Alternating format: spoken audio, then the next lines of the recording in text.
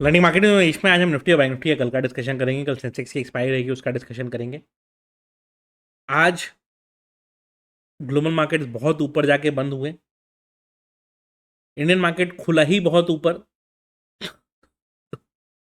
जो खुल ही गया उसके ऊपर तो क्या ही कहना। और मेरा ऑलमोस्ट समझ लीजिए कल मैं सुबह उठा था 6:30 पौने 7 के आसपास, और तब से अभी तक सोया नहीं हूँ। तो ये ऑलमोस्ट 36 घंटे होने वाले हैं जो मैं सोया नहीं हूँ। हाँ, नींद भयंकर आ रही है, लेकिन बॉडी गिव अप नहीं कर रहा है। बॉडी गिव अप क्यों नहीं कर रहा है? क्योंकि कल रात भर क्रिप्टो में मूवमेंट था। इंडियन मार्केट में तो आप मूवमेंट कैप्चर कर नहीं सकते हो, तो गैप अप गैप डाउन में ही खत्म हो जाता है कहानी। तो उसको प्ले कैसे करें? तो क्रिप्टो में प्ले चल रहा था, क्रिप्टो में रात भर मूवमेंट था, अच्छा खासा प्ले हुआ, सब चीज़ें ठीक थी। अभी 5:30 बजे क्रिप्टो वाली भी एक्सपायरी थी, वो भी हो गई। अब सोचा थोड़ा सोने जाऊँ, फिर ध्यान आया कि वीडियो रिकॉर्ड करके डाल दूँ ताकि आराम से सो पाऊँ, क्योंकि पता चला सोने गया और उठा ही रात को 12 बजे। तो वीडियो रात को 12 बजे थोड़ी डालूंगा। और पूरा मतलब कि आँख वाँख धो धा के 2-3 बार मैं बैठा हूँ रिकॉर्ड करने। बट फिर भी अगर नींद आए तो माफ़ करिएगा।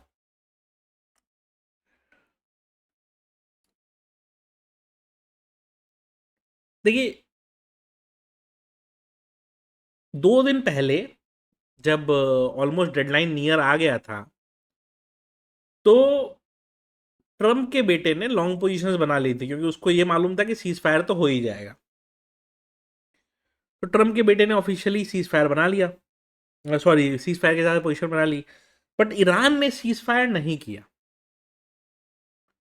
अब इसकी लगती लंका बुरी वाली। तो ट्रम्प ने क्या कहा, वन साइडेड 2 वीक्स का सीज फायर कर दिया। कह दिया कि तुम स्ट्रेट ऑफ हॉर्मुज खोल दो, बाकी सब चीज़ों पे अपने बात कर लेंगे, बट ये 2 वीक के लिए सीज फायर करते हैं। हम भी नहीं मारेंगे तुमको, तुम भी हमको नहीं मारोगे, और 2 वीक के लिए सीज फायर करते हैं। इसने रात को 2 बजे के आसपास, इंडियन मार्केट के हिसाब टाइम के हिसाब से रात को 2 बजे के आसपास कल अनाउंस कर दिया। मार्केट ने उतना रिएक्ट नहीं किया, क्योंकि ये तो बेवकूफ़ है ही। ये पहले 10 दिन बोला, फिर 11 दिन बोला, फिर 2 दिन बोला, 5 दिन बोला, सब कुछ बोल के अभी वापस से और 2 वीक बोल दिया। तो लोग इसको सीरियसली नहीं ले रहे हैं। सुबह 4 बजे ईरान ने भी ये कह दिया कि ठीक है, हम बात करते हैं आपसे, हम ये 10 पॉइंटर आपको भेज रहे हैं, और हम आपका स्ट्रेट ऑफ हॉर्मुज भी कुछ दिन के लिए खोल देते हैं। जो स्ट्रेट ऑफ हॉर्मुज आज से 1.5 महीना पहले आराम से फ्रीली अवेलेबल था फॉर ट्रेड, उस पर पता है ये डिस्कशन नहीं चल रहा है कि वो फ्रीली अवेलेबल रहेगा फॉर ट्रेड और नॉट।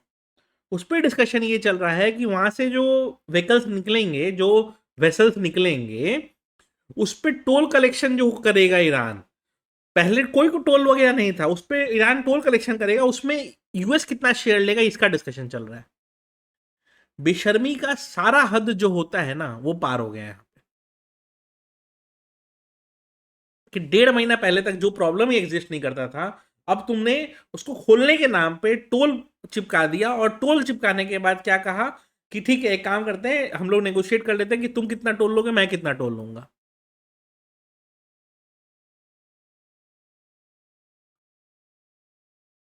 समझ में ही नहीं आ रहा है कि ये क्या ड्रामा चल रहा है। पूरी दुनिया को एक इकोनॉमिक क्राइसिस की तरफ ढकेल दिया गया, एनर्जी क्राइसिस की तरफ ढकेल दिया गया, फॉर द सिंपल रीजन कि भाई आपको टोल कलेक्शन करना था।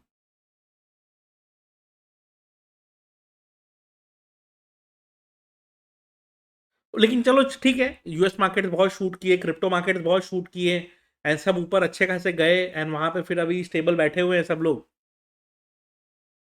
इसके बेटे का पोजीशन तो निकाल ही लिया होगा इसने। वेट कर रहा हूँ बस यूएस मार्केट ओपन होने का, उसी के बाद अगर गिरना होगा तो गिरेगा। क्योंकि यूएस मार्केट ओपन होने के बाद जब इसके बेटे का पोजीशन से एग्जिट कर लेगा इसका बेटा, तब इसके बाद ये अपना इसको जो टेंट्रम करना होगा करेगा। कल क्रूड भयंकर टूटा, उसका रिफ्लेक्शन इंडियन मार्केट पे दिखाई दिया। इंडियन मार्केट में भी बहुत अच्छा खासा मूव मिला वहां पे। लेकिन एक चीज ये भी आपको ध्यान रखनी पड़ेगी कि इंडियन मार्केट में उसका रिफ्लेक्शन तो था। आज आरबीआई गवर्नर ने प्रेस कॉन्फ्रेंस में ये भी कहा कि हमारा जीडीपी ग्रोथ रेट थोड़ा सा हायर आएगा, जितना लास्ट क्वार्टर उन्होंने प्रेडिक्ट किया था, उससे ज़्यादा इस बार उन्होंने नंबर प्रेडिक्ट किया। तो आज तो कंप्लीट बुलिश सेंटिमेंट था, तो मार्केट क्रिटिकली एनालाइज नहीं कर रहा था इस चीज़ को कि एक्चुअली ग्रो करेगा कि नहीं करेगा। प्लस सीज फायर वगैरह दिख ही रहा है, तो कोई ये नेगेटिव थॉट में भी नहीं है कि नहीं यार इकोनॉमी में तो दिक्कत हो सकती है। ठीक है, तो उनका जो नंबर था उसको मार्केट ने और पॉजिटिवली लिया, तो वहां पे जितना था उसके थोड़ा सा और मार्केट ग्रो कर गया वहां से। बट वही है कि खुला ही मार्केट 850 के पास था, 24,000 के पास जाके बंद हुआ, तो मूवमेंट मिला है थोड़ा सा अपसाइड का। बट लेकिन चार्ट पे देखेंगे तो आपको फ्लैट लाइन ही दिखाई देगी। तो खुलने के बाद कोई ट्रेडिंग अपॉर्चुनिटी बहुत ज़्यादा मिली नहीं है एज सच। मैंने भी ये अपडेट किया था कि जब तक 23,800 750 और 77 समथिंग जब तक ना तोड़े, 76 समथिंग, 76,900 शायद था, जब तक ना तोड़े शॉर्ट मत करिएगा।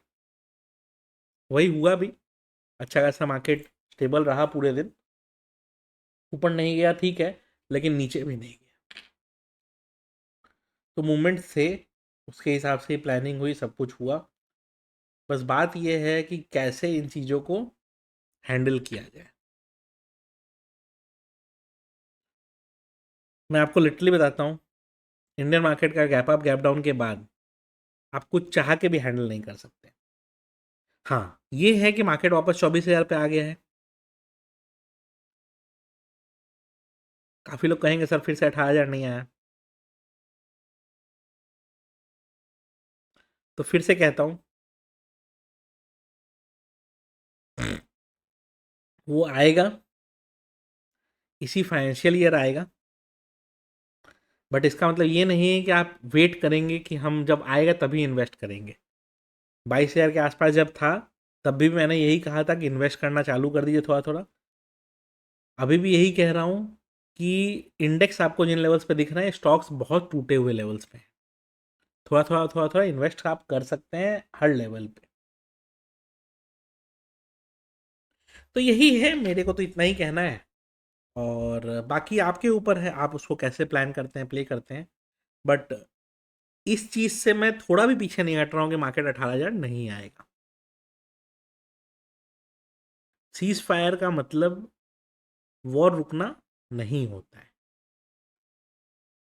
और वॉर का मीडिएशन ये दलाल पाकिस्तान करवाया है। खुद के खाने की औकात नहीं है, ठीक है, और ये सीज फायर करवा रहा है।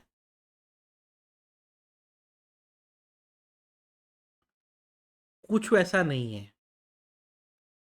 मैं आपको बताऊं एक्चुअली हुआ क्या है, क्यों यूएस को भी एक बार के लिए उदमना पड़ गया। ईरान का मैप देखिएगा, कंटिन्यूअस बॉम्बार्डिंग ईरान के न्यूक्लियर एरिया वगैरह पे कर रहा था यूएस। मिसाइल जो ईरान कम क्लेम करने लगा सडनली कि we can go beyond Gulf region, तो इनको डाउट हुआ कि वो हुआ कैसे। तब एक कोऑर्डिनेट्स ट्रैक हुए हैं जो कि कैस्पियन सी, और कैस्पियन सी को चारों तरफ से एनसर्कल करते हैं सोवियत कंट्रीज ही। और कैस्पियन सी में रशिया ने हेल्प किया है एम्यूनेशंस में, वहां से लेके यहां देने में। एंड ईरान वालों ने अपना जब नंबर्स डिस्क्लोज किया पाकिस्तान को कि हमारे पास 15,000 मिसाइल्स और 55,000 ड्रोन्स इन रिजर्व अभी भी पड़े हुए हैं intact at an undisclose location, and चूंकि Caspian sea is controlled by Russia, direct उनके ऊपर अटैक करना यूएस के लिए भी पॉसिबल नहीं है। दो they don't want a very bigger conflict, and वहां से जितना जरूरत पड़ता है इधर सप्लाई देते हैं, एंड ये इसको मार रहे हैं। नहीं तो आपको भी मालूम है ईरान की कैपेबिलिटी अच्छी है, बहुत अच्छा वो लड़ रहे हैं। मतलब लिटरली मैं बता रहा हूँ कि इमेजिन करिए हिम्मत लोगों की। यूएस ने कहा हम तुम्हारे ब्रिजेस को उड़ाएंगे, ब्रिज पे जाके लोग खड़े हो गए, ह्यूमन चेन बना दिया उन लोगों ने कि ठीक है तुम गिराओगे ब्रिज को, बट हम उस पर रहेंगे उस समय।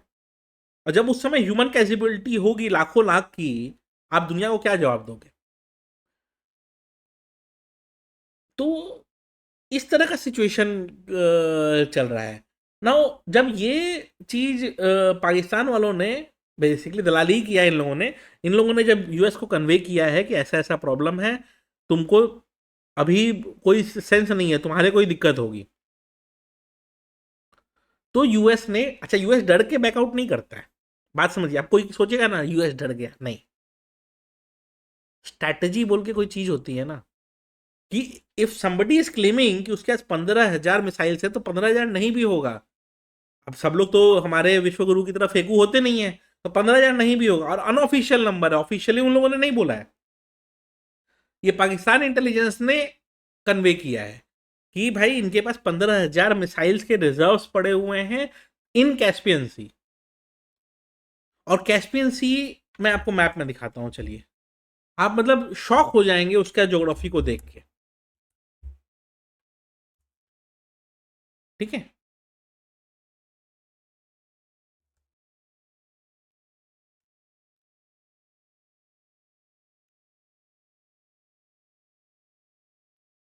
ना अब ये कैस्पियन सी आप देख रहे हैं जब, ठीक है, तो ये पूरा ईरान हो गया, ये पूरा रशिया हो गया, इधर कजाकिस्तान हो गया, इधर तुर्कमेनिस्तान हो गया।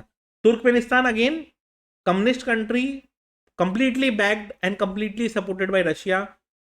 कजाकिस्तान सेम कंडीशन, ऊपर में रशिया ही है, इधर में अजरबैजान है। ठीक है, और ये तो पूरा आपका रशिया ही हो गया। तो Azerbaijan also is not very active at this point of time, but ये टेक्निकली पाकिस्तान और उसका फ्रेंड है। ठीक है, आप लोगों को ध्यान होगा जब इंडिया और पाकिस्तान का वॉर चल रहा था तो अजरबैजान और टर्की ने बहुत मदद किया था पाकिस्तान का। ठीक है, तो मदद तो वो भी कर रहा है।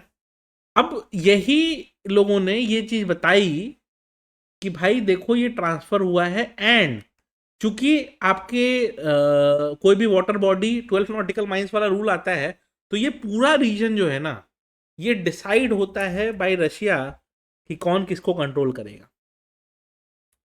एंड यहीं पे सारे एक्सचेंजेस हुए हैं, which is very close to Tehran also, and यहीं से सारा गेम चल रहा है।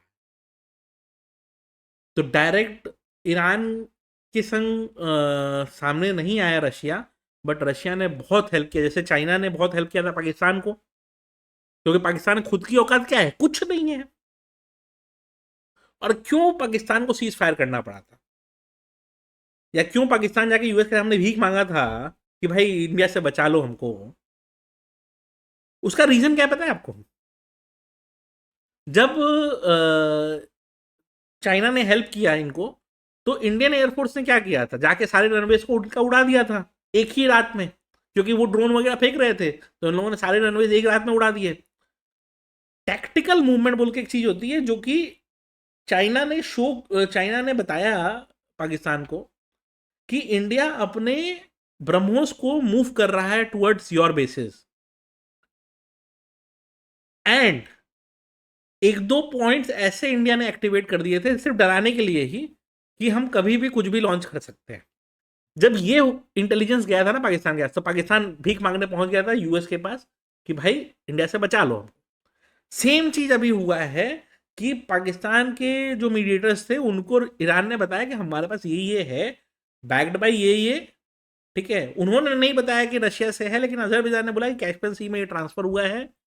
एंड ये सब इंटेलिजेंस जब गया है यूएस के पास, तो लिटरली यूएस को यही समझ में आया कि अभी कूदेंगे तो इनके पास कैपेबिलिटी है, मार देंगे हमको या परेशान करेंगे हमको, और फिर और फजीयत होगी और इज्जत जाएगा। इससे बेटर ये है कि थोड़ा सा रुक जाओ।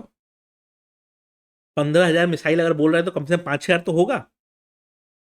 तो 5,000 मिसाइल्स अगर हैं तो उसके लिए उनको भी तैयार रहना पड़ेगा, एंड उसकी तैयारी के लिए ही लोगों ने इनडायरेक्टली टाइम बाई आउट किया है। तो जो ये सोच रहे हैं कि वॉर खत्म हो गया है, ये चोर आदमी है। लॉन्ग पोजीशन में पैसा बना लिया, अब किसी दिन शॉर्ट पोजीशन में भी बनाएगा पैसा, और इसका आप कुछ नहीं कर सकते क्योंकि ये चोर है, तो है, कोई उपाय नहीं है इसका। हाँ, बट मैं एक ही चीज आपको कहूंगा, इंडियन मार्केट में कैरी फॉरवर्ड पोजीशंस अवॉइड करिएगा। कैरी फॉरवर्ड कर भी रहे हैं तो ऑप्शन सेलिंग हो सकता है, फ्यूचर हो सकता है, विथ हेज तो ही करिएगा, बिकॉज बहुत क्रिटिकल, बहुत डाइसी सिचुएशन चल रहा है, कंट्रोल के बाहर है सिचुएशन। ये ध्यान रखिए, मेरे वर्ड्स को आप खराब वे में मत लीजिएगा, but situation is actually out of control.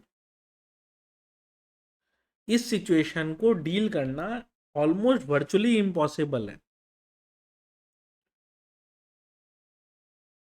Specially in trading. Politicians क्या करेंगे उससे हमको फर्क नहीं पड़ता, बट ट्रेडिंग में हम इसको कैसे हैंडल करें। मान लो कल कुछ लोग लॉन्ग पोजीशन लेके गए होंगे, कुछ लोग शॉर्ट पोजीशन लेके गए होंगे, राइट। जो लोग लॉन्ग पोजीशन लेके गए होंगे उनको तो ठीक ठाक सीधा सीधा स्ट्रेट फॉरवर्ड उनको मिल गया, उनको ट्रेड मिला, उन्होंने मार दिया अपना, उनको डायरेक्ट एग्जिट ही मिला। बट जो लोग शॉर्ट पोजीशन लेके गए थे उनका तो खुलते ही कहानी जीरो है। जब खुलते ही कहानी जीरो हो जाएगी तो आप करेंगे क्या? ये सोच के देखिए कि अगर खुलते ही कहानी जीरो हो गई तो आप क्या करने वाले हैं? कुछ नहीं। तो वही चीज हुई कि कुछ नहीं हुआ। एंड एक्चुअली मैं बताऊं आपको, तो रियलिटी अगर आप चेक करने जाएंगे, ठीक है, तो थोड़ा सा आपको ख़राब सिचुएशन दिखाई देगा। स्पेशली कि ऑयल तो निकल रहा है, चलो ठीक है, ऑयल मिल भी जाएगा, 2 वीक में टाइम है तो बहुत सारा चीज़ स्टॉकअप भी हो जाएगा। बट जो फैसिलिटीज़ वगैरह डिस्ट्रॉय हुई हैं वो सप्लाई नहीं कर पाएंगे पूरा बहुत ज़्यादा, वहाँ पे प्रॉब्लम है, ठीक है। एंड वही पे मेन दिक्कत है।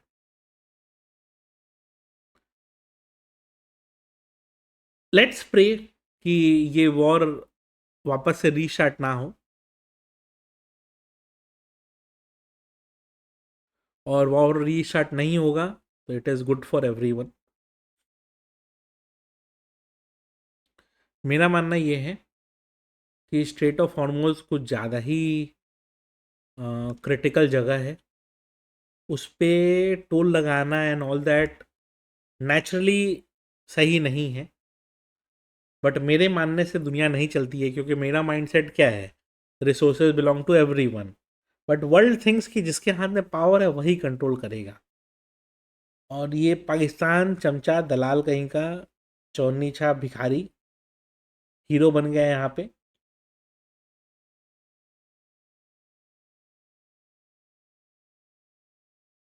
पूरे सीन में इंडिया की खाली बेइज्जती ही हुई है।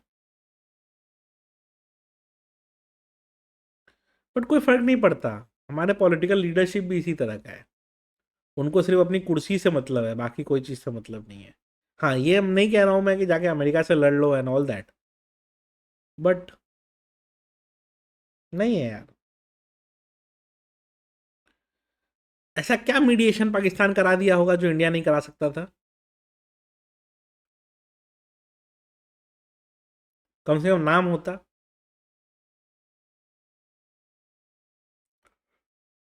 इंडियन पब्लिक भी कितना खुश होती।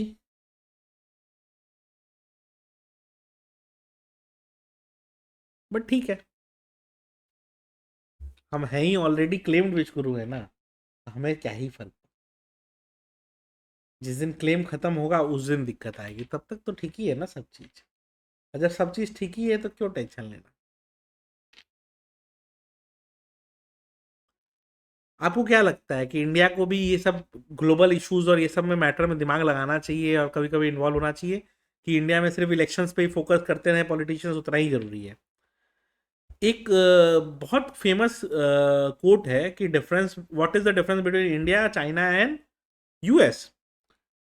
तो US is run by laws and systems, China is run by technology, India is run by politicians, and politicians are good for nothing. And इसीलिए जो आपको यूएस दिखता है, जो आपको चाइना दिखता है, इंडिया के पास सब कुछ होते हुए, हमारे पास इतने टैलेंटेड लोग होते हुए, हमारे पास इतने इंटेलिजेंट लोग होते हुए भी हम इनसे compete नहीं कर पा रहे हैं। इसलिए नहीं कर पा रहे हैं क्योंकि हमारे पॉलिटिशियंस इतने बड़े गधे हैं, इतने बड़े गंवार हैं, इतने बड़े जाहिल हैं कि ये किसी लायक नहीं है। अब कुछ लोग बोले तुम ममता दीदी के बारे में क्यों नहीं बोलते हो? मैं जब पॉलिटिशियंस वर्ड बोल रहा हूं तो उसमें Mamata Didi is not an exception and Modi ji is not an exception. It counts every one. Every Tom Dick and Harry in the political system is corrupt, is crooked and is good for nothing. जिस दिन ये clarity आप ले लेंगे life में, आपको ये समझ में आ जाएगा कि गवर्नमेंट को क्वेश्चन करना डजेंट मीन कि कोई एंटी नेशनल है, लेकिन वो मेच्योरिटी आने में आपको 7 जन्म लग जाएगा। बट चलिए अपने लेवल डिस्कस करते हैं, बहुत कुछ रहेगा डिस्कशन करने को, काफ़ी कुछ चीज़ें रहेंगी। विल प्लान डिस्कस एंड सी के क्या कर सकते हैं। हाँ, किसी को क्रिप्टो ट्रेडिंग में इंटरेस्ट हो, क्योंकि देखिए कल भी इज्जत क्रिप्टो ने ही बचाई थी। इनफैक्ट मैंने दोपहर में भी मैंने ना लॉन्ग पोजीशंस लिए थे, जो मैंने अभी जस्ट अभी वो रिकॉर्डिंग करते करते मैंने बुक किया। जो मैंने सुबह में यहाँ पे लॉन्ग पोजीशंस भी लिए थे, वो मैंने अभी रिकॉर्डिंग करते करते बंद किया। ठीक है, तो यही चीज़ है कि भाई मूवमेंट्स मिल रहे हैं अच्छे खासे, आपको प्लान करना पड़ेगा, आपको प्ले करना पड़ेगा। जो कर पाया वो बहुत अच्छा, जो नहीं कर पाया वो कोई उपाय नहीं है। देखिए कभी भी नेगेटिव न्यूज़ मार्केट में आ सकती है, उसके लिए हमको मेंटली प्रिपेयर्ड रहना चाहिए। तो हम कर क्या सकते हैं, 20 to 40 का लेवल नीचे मार्क कर लीजिएगा एथीरियम में। इसके नीचे मार्केट जाता है, एक डिप देखने को मिल सकता है, क्योंकि आपको दिख रहा होगा ये परपेंडिकुलर राइज है। और ये राइज कब हो रहा है, नोटिस करिए आप, 2 बजे वो बोला, धीरे धीरे ऊपर जाना चालू हुआ। 4 बजे जैसे ही ये लोग बोले, टक टक टक टक टक मार्केट ऊपर सीधा 2040 ये लेवल के नीचे मार्केट टिकता है। तो 2200 फर्स्ट लेवल, फिर 2160 सेकंड लेवल। जब तक इसके ऊपर है, 2200 के ऊपर है, बुलिश बायस इंटैक्ट है, चलने दीजिए। अभी यहाँ पे हर्डल लिया है, बट 2270 के ऊपर निकालेगा तो और ब्रेकआउट ही है। अभी भी बुलिश ट्रेजेक्टरी ही है, उसमें डाउट नहीं है, बट उसके ऊपर और बड़ा ब्रेकआउट ही है। बिटकॉइन में देख लेते हैं, बिटकॉइन में भी सेम लेवल, सेम पैटर्न, सब कुछ सेम बना हुआ है। ध्यान रखिएगा 71,500 का लेवल, 71,500 के नीचे जाता है तो ही कोई नेगेटिव बायस है। जब तक 72 के ऊपर बना हुआ है, क्लियर कट बुलिश ट्रेंड चल रहा है, ये रेंज के ऊपर निकालेगा तो सीधा 74 का लेवल ओपन होता हुआ दिखाई देता है। कोई नेगेटिव न्यूज़ बस ना आए, बस उसके बाद कोई दिक्कत नहीं है, बुलिश ट्रेजेक्टरी में है। अगर सही में वॉर पॉज रह गया फॉर 14 डेज तो आपको बिटकॉइन 82 83 की तरफ दिख सकता है। बट वॉर पॉज रहना चाहिए। अचानक से रात को 2 बजे इसका ट्वीट नहीं आ जाए, जब इसका बेटा शॉर्ट पोजीशन बना के बैठ गया होगा, तो ये नहीं आ जाए कि अच्छा सक्सेसफुल ट्रेडर तो इसके बेटे को इसके बाप नहीं बना दिया। चला हम इतना मेहनत करते हैं विदाउट फैमिली सपोर्ट, इसके तो बाप ने एक ट्वीट कर करके इसका पोजीशन को ठीक कर दिया है। क्या लड़का है, कोई लायक नहीं है इसका बेटा, एकदम नालायक बेटा है, बाप के दम पे उछल रहा है कि नहीं। बट उछलेगा क्यों नहीं, उसका बाप प्रेसिडेंट ऑफ यूनाइटेड स्टेट है। हाँ, यही जीवन है। इस जीवन का यही है रंग रूप। जिसके पास सिल्वर स्पून है उसके लिए उसका बाप सब इजी बना देता है, और जिनके पास नहीं है उनको मेहनत करना पड़ता है।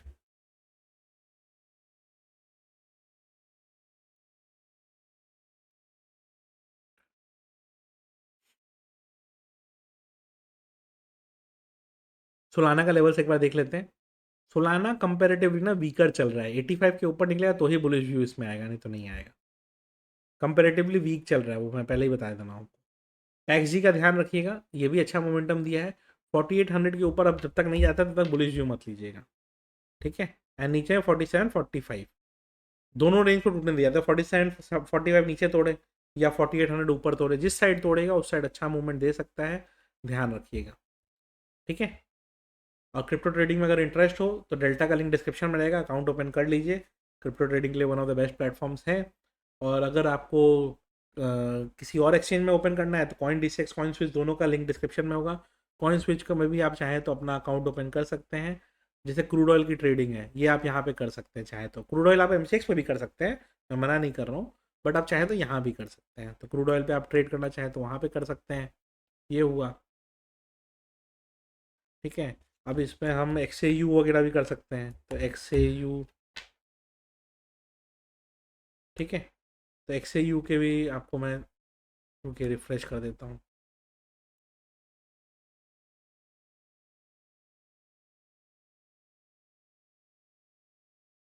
दिस इज द एंड,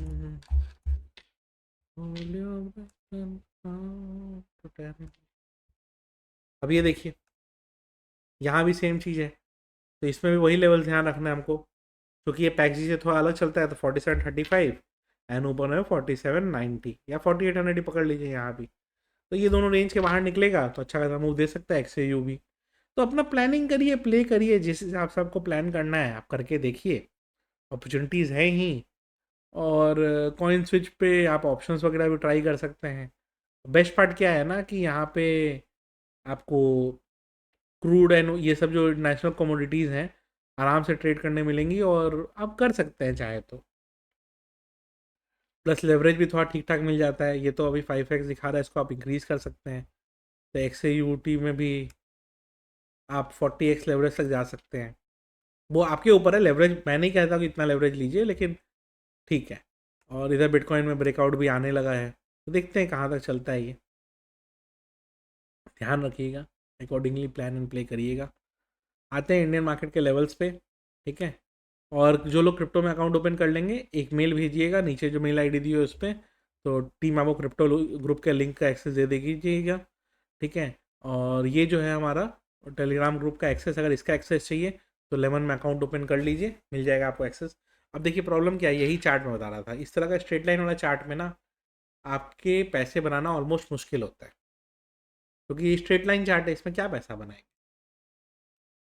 ठीक है। बियरिश बायस को कुछ दिन के लिए होल्ड पे रखिए, जब तक 2300 नहीं, 23800 नहीं टूटता है। तो अपसाइड का मूव जब तक कल इंट्राडे पॉइंट ऑफ व्यू से 23950 के ऊपर जब तक है, बुलिश बायस इंटैक्ट है।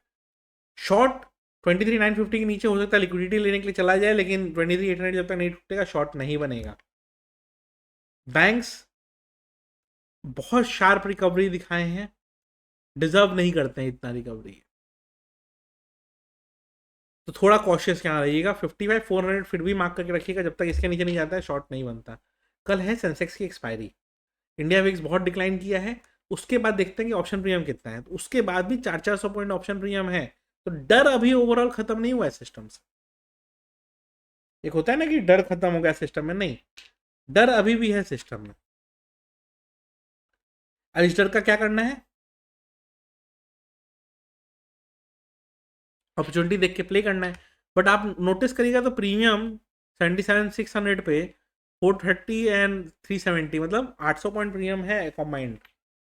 तो हाई प्रीमियम होता है ये अमाउंट, कम नहीं होता है ये प्रीमियम। ध्यान रखिएगा थोड़ा सा कि कल भी मूवमेंट का एक्सपेक्टेशन है, क्योंकि डर है ना लोगों को कब ये पागल क्या बोल दे। लेवल्स लेकिन क्या ध्यान रखने हैं इंट्राडे पॉइंट ऑफ व्यू से, again intraday point of view से बता रहा हूँ, पोजिशनल कुछ मत सोचिएगा, क्योंकि बर्बाद हो जाएंगे नहीं तो आप, ठीक है। हम जैसे सीजन लोग भी अब पोजिशनल में डर रहे हैं, हाथ कांप रहा है हमारा। 77,450 नीचे में, 77,650 ऊपर में, ये रेंज टूटे तब ध्यान दीजिएगा। या तो 650 के ऊपर निकल जाए, 650 के ऊपर निकल जाए तो 77,800 और 78,000 की तरफ बढ़ सकता है। 78,000 के ऊपर निकल गया ना, तो एक अच्छा खासा बुलिश मूव आपको देखने को मिल सकता है, बट अभी उसमें टाइम है, देखते हैं क्या होता है क्या नहीं होता है। और 77,450 ये लेवल नीचे मार्केट टूटता है तो 77,000 तक का आपको लेवल देखने को मिल सकता है। बट मार्केट ने आज 77,000 नहीं तोड़ा, और यहाँ पे पोजिशनल गैप है इतना बड़ा, 77 से 75 तक का पूरा गैप है 2000 पॉइंट का। तो टूटेगा तो दिक्कत देगा, तो देखिएगा कि टूटे नहीं बस। बायस मैंने बता दिया आपको, जजमेंट आपके ऊपर है। क्रूड 90 पे चल रहा है। काफ़ी मेरे व्यूअर्स पूछ रहे हैं कि सर शॉर्ट है कंटिन्यू रखें। देखिए ऊपर से बहुत टूटा है, बुक कर लेना, समझदारी हो।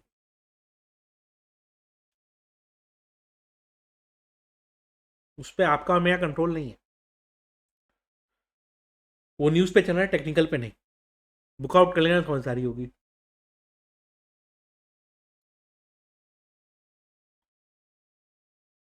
दिमाग डेड टायर्ड हो चुका है। वीडियो अच्छी लगी हो तो लाइक ज़रूर कर दीजिएगा। अच्छा, Delta, Coin DCX, Coin Switch, Lemon, सबके लिंक डिस्क्रिप्शन में होंगे, सब में अकाउंट ओपन कर लीजिएगा।